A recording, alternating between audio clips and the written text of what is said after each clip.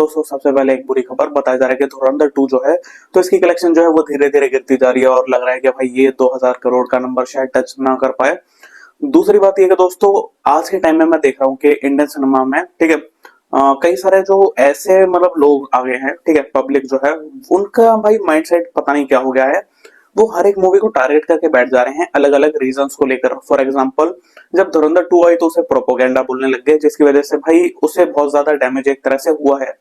और उसके बाद जब बनारसी मूवी आती है तो बनारसी मूवी का जो टाइटल ग्लिम्स आता है तो जब वो रिलीज होता है तो कुछ लोग जो है एस एस राजामौली को भी भाई नीचे डाउन करने की ट्राई कर रहे थे।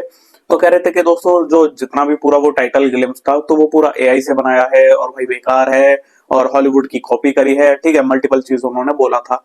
उसके बाद दोस्तों आज की डेट में जब रामायण का टीजर आ रहा है तो उसको लेकर भी सेम चीज ये चीज देखने को मिल रही है।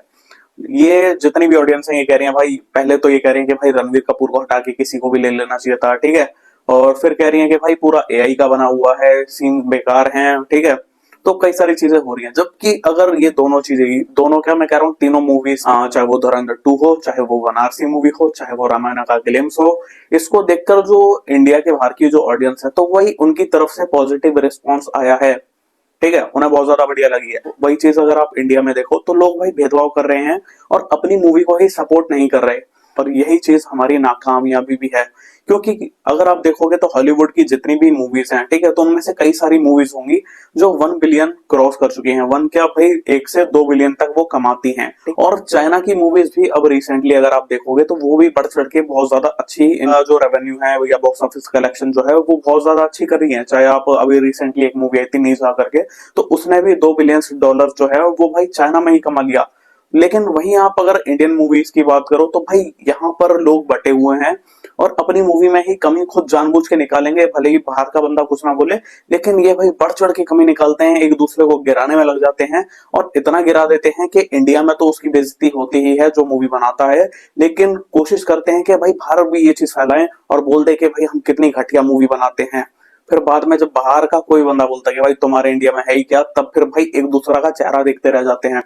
तो क्यों क्यों सपोर्ट नहीं कर रहे भाई अपनी ही मूवी को? क्यों कंपेयर कर रहे हो कि भाई एआई है कभी कुछ, जबकि बढ़िया मूवीज की वैल्यू आपसे ज्यादा फॉरेनर्स जो हैं वो कर रहे हैं। अब देखो कुछ प्रॉब्लम हो सकती है, ठीक है, जैसे कि रणवीर कपूर की जो हिस्ट्री रह चुकी है, तो जो उस बंदे ने करा है, मैं ये नहीं कह रहा कि भाई गलत है मतलब या सही है, जो भी करा है गलत है वो एक अलग बात है, उससे आप नफरत करते हो बिल्कुल करो, लेकिन रामायणा जैसा प्रोजेक्ट जो है वो बार बार नहीं बनता। और 10 साल 15 साल में कहीं जाकर एक मौका मिलता है जब हम भाई ऐसा कोई प्रोजेक्ट कर सकते हैं या फिर उसको सपोर्ट कर सकते हैं।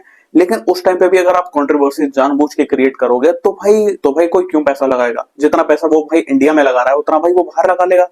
उसकी क्या भाई कमाई नहीं हो रही या फिर उसकी कंपनी अच्छी नहीं चल रही, ठीक है।